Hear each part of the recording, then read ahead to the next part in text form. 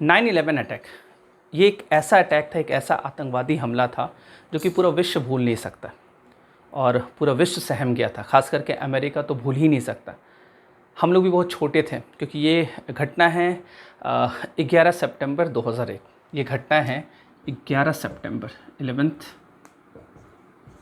सितंबर 2001। 11 सितंबर 2001 हम लोग छोटे थे, स्कूल में पढ़ते थे। आप समझिए कि उस समय तो सोशल मीडिया वगैरह था नहीं, मोबाइल वोबाइल वो सबसे कोई लेना देना नहीं था हम लोगों को, और छोटे छोटे थे, स्कूल में पढ़ते थे। तो उस समय हम लोग भी इस विषय पर चर्चा करने लगे। अब कोई समाचार तो न्यूज़ तो हम लोग देखते नहीं थे, है ना। हम लोग तो कार्टून वार्टून यही सब है ना चलता था, शक्तिमान और रामायण। तो हम लोग, मुझे याद है कि हम लोग भी स्कूल में या फिर जो मोहल्ले के दोस्त हम लोग रहते थे, सब हम लोग चर्चा कर रहे थे कि जानता है क्या हुआ अमेरिका में, ओसामा बिन लादेन ना वो हवाई जहाज़ में बैठा और उस एक बिल्डिंग को उड़ा दिया। तो इस तरह हम लोग चर्चा कर रहे हैं। आप समझ सकते हैं ये हमला जो हुआ था, ये भारत में बैठे बच्चों के माइंड में बैठ गया था। और चूंकि अमेरिका में हमला हुआ था और किसी देश में आतंकवादी, ऐसा थोड़ी कि पहली बार आतंकवादी हमला हुआ, और भी जगह पे आतंकवादी हमला हुआ, लेकिन अमेरिका में आतंकवादी हमला होना ये अपने आप में एक बड़ा न्यूज़ बन गया था पूरे विश्व में। ये क्योंकि अमेरिका जो सबसे ताकतवर कंट्री, तो पूरे विश्व का ब्रेकिंग न्यूज़ यही था कि अमेरिका में हमला हुआ, वर्ल्ड ट्रेड सेंटर का ध्वस्त कर दिया, उस वर्ल्ड ट्रेड सेंटर को ध्वस्त कर दिया गया। तो आज हम लोग 9/11 जो अटैक हुआ था उसकी पूरी घटना को, पूरी कहानी को समझेंगे। देखिए 9/11 अटैक जो हुआ था, इसको मैं 3 पार्ट में आपको पढ़ाऊंगा। इसको मैं 3 भाग में बांटता हूँ। सबसे पहले हम लोग ये समझेंगे कि इस हमला का जो मास्टरमाइंड था उसका नाम था ओसामा बिन लादेन।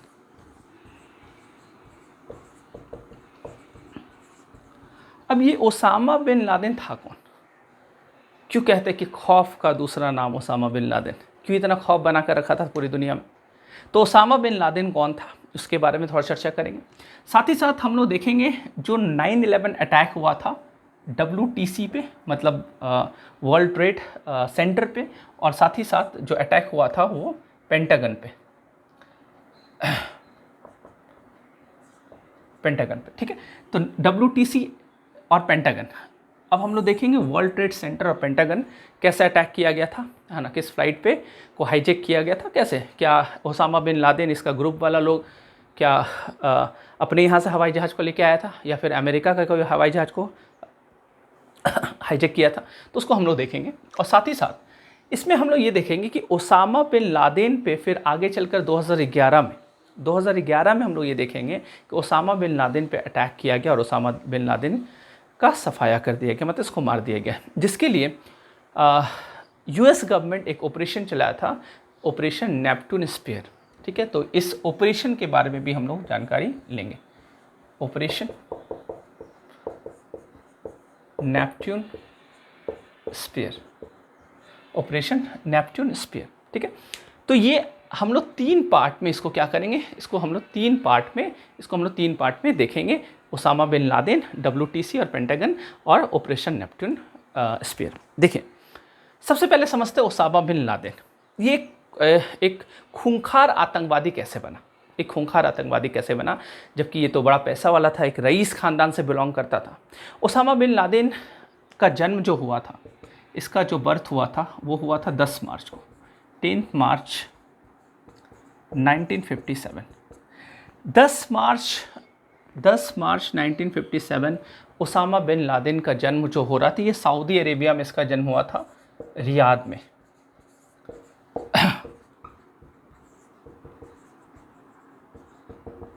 तो सऊदी अरेबिया रियाद में ओसामा बिन लादेन का जन्म हुआ था। जैसे कि मैंने आपको बताया, ये बहुत बड़ा बिजनेस फैमिली से बिलोंग करता था, बहुत पैसा वाला था, कोई दिक्कत नहीं था, एकदम ऐशो आराम से लग्जरियस लाइफ ये जीता था। इसके पिता जो थे ओसामा बिन लादेन, इसके जो फादर थे मोहम्मद बिन लादेन। अब ये एक अलग ही रिकॉर्ड बना रहा है, मोहम्मद बिन लादेन एक अलग रिकॉर्ड बना रहा है। ये बोला कि हम तो 22 से कम शादी करेंगे नहीं, मतलब 22 पत्नियां थी इसकी, है ना, पत्नी थी 22 पत्नी, तो टोटल पत्नियां कितनी थी, 22 शादी किया था। आप समझ सकते हैं, या एक लोग करके परेशान हो जाते हैं, ये 22 शादी कर, तो 22 शादी किया और बोले कि हम हाफ सेंचुरी तो मारेंगे, कम से कम बच्चा उतना पैदा करेंगे। और आपको मैं बताऊँ 54 बच्चा समझ सकते हैं, 22 पत्नी से 54 बच्चा को पैदा किया। तो 54 बच्चा था इस मोहम्मद बिन लादेन। ये सोचा कि जितना हम प्रॉपर्टी जमा कर ही रहे, इतना पैसा है ही, क्या दिक्कत है, बच्चा दौड़ेगा, खेलेगा, अच्छा लगेगा, घर में रौनक बना रहेगा। तो हाफ सेंचुरी मारते, हो सकता कुछ दिन और जीवित रहता, सोचा, कोशिश तो ज़रूर किया होगा कि सेंचुरी भी मारने का। तो खैर, और इस 54 में ये जो ओसामा बिन लादेन था, ये 17वां 17th है ना, ये 17वां बच्चा था ओसामा बिन लादेन। ये तो बेसिक इंट्रोडक्शन हो गया ओसामा बिन लादेन के बारे में। अब चूंकि ओसामा बिन लादेन बचपन में अच्छे स्कूल में पढ़ा, कॉलेज किया, इंजीनियरिंग का पढ़ाई किया, सारा चीज़ किया, लेकिन कॉलेज के समय में ही, चूँकि इसकी माँ भी एक इंटरव्यू में बताई थी कि ओसामा बिन लादेन कॉलेज के समय में ही गलत संगत में फंस गया था, और कहीं ना कहीं वो कट्टर मानसिकता इसके अंदर डेवलप होना शुरू हो गया था।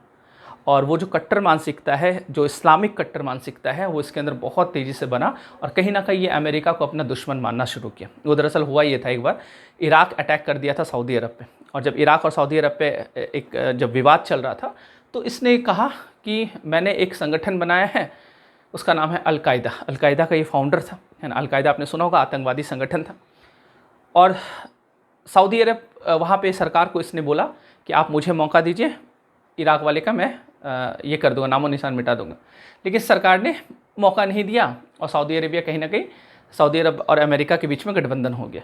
तो उससे ये अमेरिका से बहुत ज़्यादा चिढ़ता था, अमेरिका से बहुत ज़्यादा चिढ़ता था, क्योंकि इसका कहना था कि अमेरिका पूरा मिडिल एशिया को बर्बाद कर देगा, जहाँ जहाँ इस्लामिक स्टेट है वहाँ वहाँ उसका हस्तक्षेप, वो हर संसाधन पे अपना वर्चस्व जमाना चाहता है। और ये कहीं ना कहीं सच्चाई भी है, क्योंकि अरब में ये ऐसा भी देखा गया कि 90s से पहले, ये 90s आते आते बहुत लोग ऐसे थे जो कि दाढ़ी, बहुत मुस्लिम जो दाढ़ी वाड़ी काट चुके थे, सूट बूट पहनना शुरू कर दिए थे, टाई कोट लगाना शुरू कर दिए थे।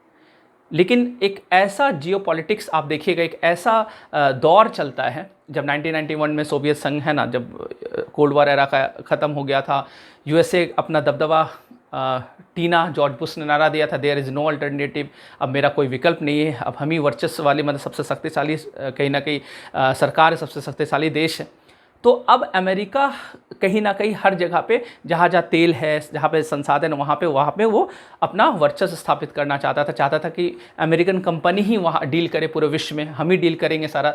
तो ये कहीं ना कहीं इस तरह के ऐसे ऐसे युवाओं के मन में ये बैठने लगा कि ये कहीं ना कहीं इस्लाम पे प्रहार किया जा रहा है, और यहाँ पे कहीं ना कहीं क्रिश्चियनिटी वर्सेस इस्लामिक आपको देखने को मिलेगा। और कहीं ना कहीं देखिए 90 के दशक के बाद धीरे धीरे अरेबियन एरिया में फिर से बहुत लोग ऐसे, या बहुत युवा ऐसे, जो अपना सिंबॉलिक पहचान बनाना क्या कर दिए, एक रिलीजियस आइडियोलॉजी बनाना, रिलीजियस आइडेंटिटी अपने आप में स्थापित करना शुरू कर दिए। और रिलीजियस आइडेंटिटी कहने का मतलब एक अपना पहचान बनाने का, और दिखाने लगे देखो हम मुस्लिम हैं, दाढ़ी रखना शुरू कर देंगे, छोटा पजामा पहनना शुरू कर देंगे, वो अपना लुक ऐसा बनाएंगे, टोपी उपी लगा के घूमेंगे।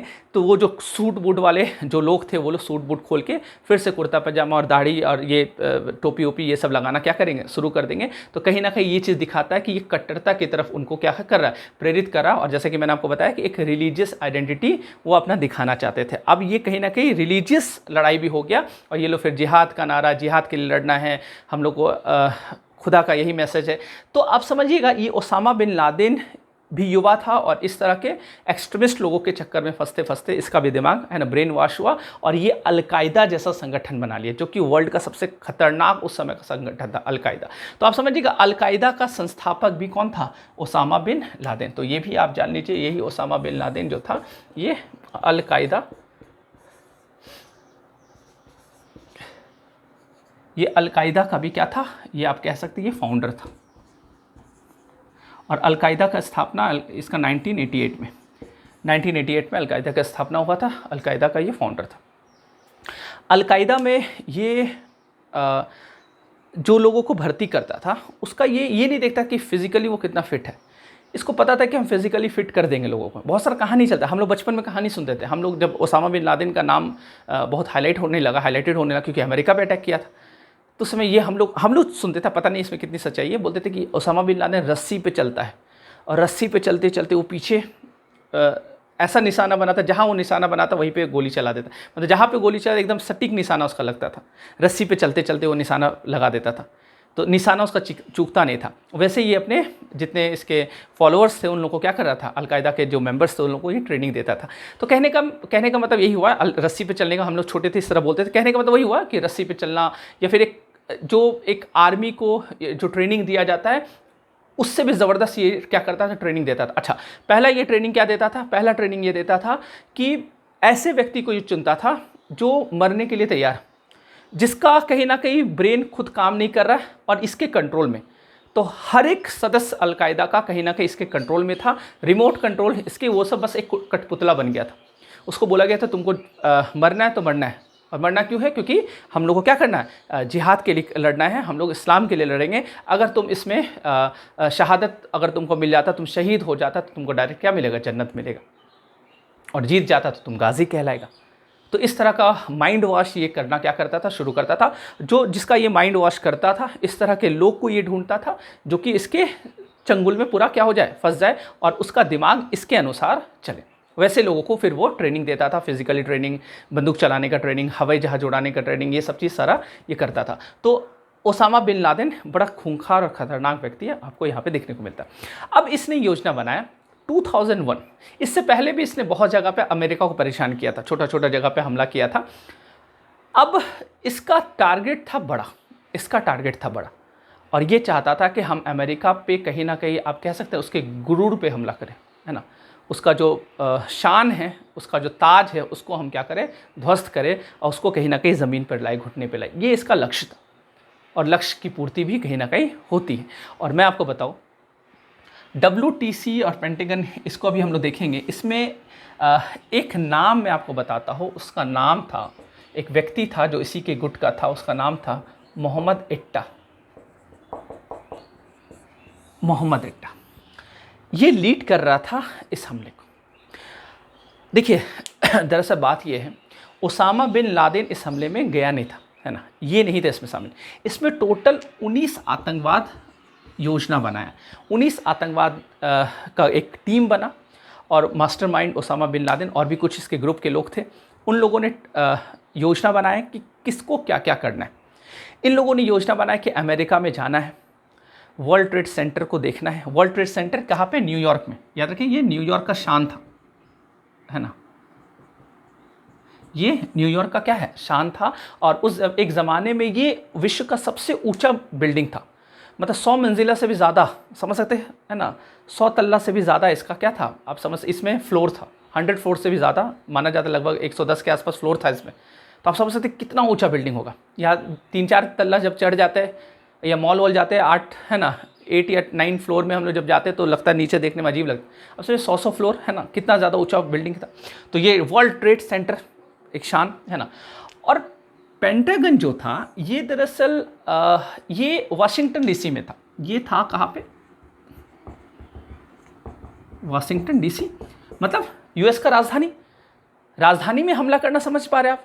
राजधानी में हमला करना मतलब पूरा उसका शान पे, उसका हृदय पे हमला करना, उसके दिल पे हमला करना। तो राजधानी में हमला करना, वो भी पेंटागन जो था ये जो डिफेंस डिपार्टमेंट था उसका हेडक्वार्टर था, मतलब रक्षा विभाग का हेडक्वार्टर था। तो न्यूयॉर्क में का ये शान था, WTC या अमेरिका का ही शान था। और पेंटागन जो कि डिफेंस डिपार्टमेंट का हेडक्वार्टर था, उसको ये टारगेट किया। और एक टारगेट था उसका, एक टारगेट माना जाता है कि शायद वो क्या बोलते हैं, वाइट हाउस पे एक टारगेट उन लोगों ने सेट किया था, या फिर कैपिटल हिल पे उसका टारगेट था, मैं अभी आपको बताऊंगा, लेकिन वो कामयाब नहीं हो पाया था। तो खैर, तो एक तो ये चीज़ था। तो इसमें आपको ये देखिए, इन लोगों ने क्या प्लानिंग बनाया, इन लोगों ने प्लानिंग बनाया कि हम लोग अमेरिका में जाएंगे। 19 लोगों का टीम गठित हुआ और इस 19 लोगों को लीड कौन कर रहा था? मोहम्मद एट्टा।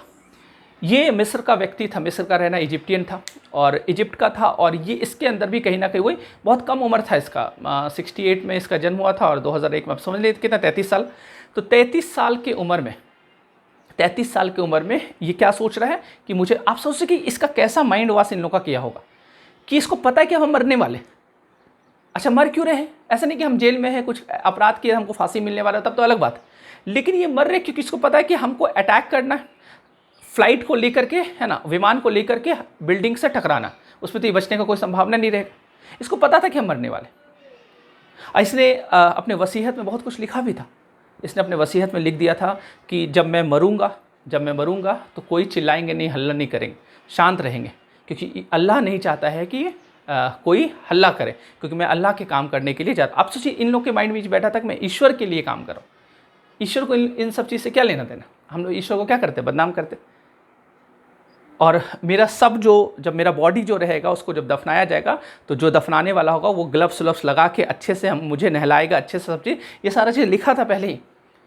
सोचिए इस व्यक्ति का माइंड सेटअप कैसा होगा कि हमको मरना है जाके। तो इस तरह से ब्रेन वॉश करता था ऐसे ऐसे लोगों का। तो खैर, तो आप समझिएगा, तो ये इन लोगों ने प्लानिंग बनाया कि हम लोग अमेरिका में जाएंगे। पहले इन लोगों ने कार से पूरा एक कहते हैं मुआयना किया, पूरा देखा कि कैसे हम लोग को यहाँ पे अटैक करना है, कितना बजे अटैक करना है, कब निकलना है, मतलब पूरा फुल प्लानिंग के साथ, फुल प्लानिंग, कहीं भी कोई भी चीज़ चूक नहीं होना चाहिए। तो एक एक चीज़ पे निगरानी रखा, कहाँ पे सिक्योरिटी, कहाँ पे कैमरा, कहाँ पे लोग रहते हैं, कहाँ पे अटैक करेंगे, ज़्यादा से ज़्यादा लोग मारे जाएंगे, मतलब सारा चीज़ पूरा प्लानिंग के साथ ये लोग पूरा सर्वे किया, पूरा घूमा, एक अच्छा रिसर्च किया। उसके बाद होटल में रुका था, होटल से सुबह उठा, सुबह 4-5 बजे के आसपास, फिर वो वहाँ से निकला, फ्लाइट पकड़ा और ये मतलब 8:45 8:46 में पहला अटैक हुआ था, मतलब 8:45, मतलब अमेरिका जग रहा था। और अमेरिका जग रहा था, लोगों ने सोचा भी नहीं था, लोगों को लगा होगा आम दिन के जैसा आज भी दिन चलेगा, लेकिन लोगों को नहीं पता था कि ये जो हम जग रहे हैं शायद बहुत लोगों के ये आखिरी दिन होगा। और वो शायद दोपहर भी ना देख पाए। वही चीज़ हुआ, 10 बजते बजते तो है ना 3000 से ज़्यादा लोग मारे गए। तो इन लोगों ने क्या किया, इन लोगों ने 4 फ्लाइट को कब्जा कर लिया, हाईजैक कर लिया। और जो 4 विमान थे वो यात्री विमान थे, मतलब पैसेंजर फ्लाइट था वो, उसमें पैसेंजर लोग थे। ये फ्लाइट अपने घर से थोड़ी लाया था, ये अमेरिका का ही हवाई जहाज़ का प्रयोग करके अमेरिका के ही बिल्डिंग को अटैक कर दिया। सोच सकते हैं अमेरिका जैसा देश, सबसे ताकतवर देश, सिक्योरिटी ज़बरदस्त लेवल, उस कंट्री पे सोच सकते हैं इन लोगों का हिम्मत, वहाँ जाके उसी का संसाधन का प्रयोग करके उसी का संसाधन को पूरा ध्वस्त कर देते। तो खैर, तो आपको मैं बताऊं, इन लोगों ने जो इसका प्रयोग किया था, मैं आपको बताऊं, 19 लोग जो इसमें शामिल थे। इसमें इन लोगों ने यूनाइटेड एयरलाइंस पे कब्जा कर लिया, यूनाइटेड एयरलाइंस पे कब्जा कर लिया और 4 फ्लाइट पे, 4 विमान पे ये लोग, 4 विमान को इन लोग हाईजैक कर लिया। 4 विमान, इन लोग का 19 लोग थे और 19 लोगों का अलग अलग ग्रुप बना और इन लोगों ने क्या किया, 4 विमान पे कब्जा कर लिया। कौन कौन सा विमान, मैं यहाँ लिख देता हूँ। 4 विमान में एक तो फ्लाइट 11, दूसरा फ्लाइट 175, तीसरा फ्लाइट 77 और चौथा फ्लाइट 93। ये 4 फ्लाइट है, flight 11, flight 175, flight 77 and flight 93। In 4 flight पे ये 19 लोगों ने अलग अलग ग्रुप बनाकर कब्जा कर लिया। सबसे पहला जो फ्लाइट 11 है, ये WTC, यहाँ पे ये अटैक करता है और इसके नॉर्थ टावर का एकदम ऊंचा इमारत पे, एकदम ऊपर जाके, लगभग 93 से 99 मंजिला के आसपास, उस पर ये अटैक करता है। आप वीडियो देखे होंगे, एकदम ध्वस्त कर देता है। और वहाँ पे आप समझे नॉर्थ टावर को पे अटैक करा। उसके थोड़ा देर बाद, कुछ मिनट बाद ही फ्लाइट 175 आता है, जो कि WTC का ही साउथ टावर को उड़ा देता है। और साउथ टावर को जब उड़ाता है तो इसमें तेल वगैरह सारा चीज़ था, इतना आग लग जाता है कि वो पूरा बिल्डिंग ध्वस्त हो जाता है, पूरा बिल्डिंग ही गिर जाता है, समझ सकते हैं। फिर नॉर्थ टावर भी पूरा ध्वस्त हो जाता है, ये भी बिल्डिंग पूरा क्या हो जाता है, गिर जाता है। मतलब समझ सकते हैं कैसा उस समय का दृश्य होगा, कितना खौफनाक दृश्य होगा। तो ये दोनों अटैक, इस फ्लाइट से अटैक जो किया गया था, ये कहाँ पे, अच्छा इसी फ्लाइट 11 में कौन था, मोहम्मद एट्टा। इसने ही, इसको हवाई जहाज़ उड़ाने आता था, इसने पूरा ट्रेनिंग लिया था। पायलट और जितने सवारी थे, जो पैसेंजर थे, सबको हथियार के बल पे इन लोग पूरा हाईजैक कर लिया था और पायलट से खुद ये कमान संभाला और ये फिर नीचे की तरफ आना शुरू हो गया। इसने पूरा मोड़ लिया और ये न्यूयॉर्क की तरफ जाना। तो लोगों को लगा कि ये कुछ खतरा तो होता ही, लोगों को लगा, और फिर अचानक ये ध्वस्त है ना, अचानक से ब्लास्ट। तो फ्लाइट 175 है ना, ये भी WTC अटैक किया। फ्लाइट 77 जो था, तो ये अटैक करता पेंटागन पे। इसने ही अटैक किया था कहाँ पे? पेंटागन। जो कि मैंने आपको बताया पेंटागन कहाँ पे? Washington DC, Washington DC। Washington DC आप समझ सकते हैं डिफेंस डिपार्टमेंट का हेडक्वार्टर, यहाँ पे इसने टारगेट बनाया किया। और फ्लाइट 93, इसका एक अलग ही कहानी, इस पर मैं अलग से एक वीडियो भी बना सकता हूँ फ्लाइट 93 पे, कभी मौका मिलेगा तो मैं आपको बताऊंगा कि इसमें लोगों ने कैसे संघर्ष किया। और फ्लाइट 93 में जो आतंकवादी, 4 आतंकवादी बैठे हुए थे, और इस फ्लाइट 93 मतलब 15 मिनट जब उड़ान भरा, 500 किलोमीटर पर आवर की स्पीड से उड़ान भरा, 15 मिनट के अंदर इन लोग टारगेट बनाया था कि 15 मिनट के अंदर हमको क्या करना है? फ्लाइट को हाईजैक कर लेना। चारों अलग अलग दिशा में अलग अलग सीट पे बैठे थे और चारों ने फिर क्या किया? इसको हाईजैक कर दिया। लेकिन लोगों का हिम्मत है ना, हिम्मत उन लोगों ने नहीं हारा। उन लोग आगे चलकर फिर क्या किए? उन लोगों से संघर्ष किए, लड़े, और ये लोग को, वो जो 4 आतंकवादी था उसको कामयाब, उसके जो उसका लक्ष्य था वो उसको रिजल्ट नहीं मिला, और ये प्लेन एक खाली जगह पे आके क्रैश कर जाता, गिर जाता। 40 के आसपास लोग मारे गए थे, आतंकवादी छोड़ के 40 लोग इधर थे, 33 पैसेंजर थे और 7 जो क्रू मेंबर थे, ये लोग मारे गए। तो 93, तो इन लोगों ने, आप कह सकते हैं कि इन लोगों ने वीरता का कदम उठाया और ना जाने कितने लोगों का जान बचाया, क्योंकि इन लोगों का चूँकि बहुत सारा ऑडियो रिकॉर्ड है, तो ऐसा माना जा रहा है कि ये जो फ्लाइट है ये भी वाशिंगटन DC तरफ, मतलब 2 फ्लाइट न्यूयॉर्क की तरफ और ये 2 फ्लाइट वाशिंगटन DC की तरफ क्या हो रहा था? बढ़ रहा था। और इसका भी टारगेट क्या था? इसका जैसा कि 93 का टारगेट था व्हाइट हाउस, समझ रहे? व्हाइट हाउस जहाँ पे प्रेसिडेंट का क्या है? रेसिडेंशियल, मतलब प्रेसिडेंट का रेसिडेंट है, उसका घर है। अब प्रेसिडेंट हाउस में हमला करने का योजना बनाया गया, या फिर कैपिटल हिल में हमला करने का योजना, मतलब यहीं पे कहीं ना कहीं ये लोग क्या करता है? अटैक करता है। लेकिन ये अटैक पूरा होने नहीं दिया। तो ये वीरता वाला कदम, तो फ्लाइट 93, इस पर कभी हम लोग अलग से वीडियो बना लेंगे। तो ये आप समझ सकते हैं कैसा दृश्य रहा होगा। उसके बाद आपको लगा कि अमेरिका चुप तो नहीं बैठेगा, अमेरिका तलाश में लग गया ओसामा बिन लादेन का, कि ओसामा बिन लादेन को छोड़ेंगे नहीं। और अमेरिका के हाथ में ओसामा बिन लादेन आ नहीं रहा था। बहुत शातिर खिलाड़ी थे। अमेरिका ही था जो अमेरिका पे ही अटैक हुआ जो ओसामा बिन लादेन मतलब कहीं ना कहीं मारा गया। अगर अमेरिका पे अटैक नहीं होता तो शायद ये आज भी जीवित रहता। अगर कोई बीमारी नहीं होता तो आज भी ये जीवित रहता, और ना जाने कितना अटैक किया रहता। चूँकि अमेरिका पे आया जब बात, ऐसे देखिए अमेरिका बहुत कंट्री पे, बहुत जगह पे अटैक होता है, वहाँ पे चुप हो जाता है, लेकिन जब बात अपने पे आई तब इनको बुरा लगा।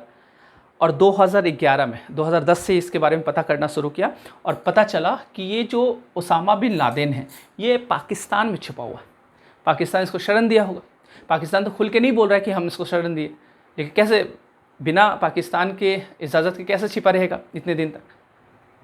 और एक ऐसा इलाका में छिपा था, एक ऐसा इमारत में छिपा था जो बहुत अलग है ना, मेन शहर से एकदम अलग बना हुआ था। आसपास में कोई वैसा घर वर था नहीं, तो वहाँ पे ये छिपा हुआ था। और उसके लिए जो चला वो कौन सा ऑपरेशन चला? Operation Neptune Spear. ठीक है, कौन सा चला? Operation Neptune Spear. अब हम लोग देखते हैं ऑपरेशन नेपट्यून स्पीयर के बारे में थोड़ा सा। पाकिस्तान में एक जगह है एबोटाबाद, ठीक है। एबोटाबाद उत्तरी पाकिस्तान में एक क्षेत्र पड़ता है, और यही एबोटाबाद में ओसामा बिन लादेन छिपा हुआ था, यहीं पे छिपा हुआ था।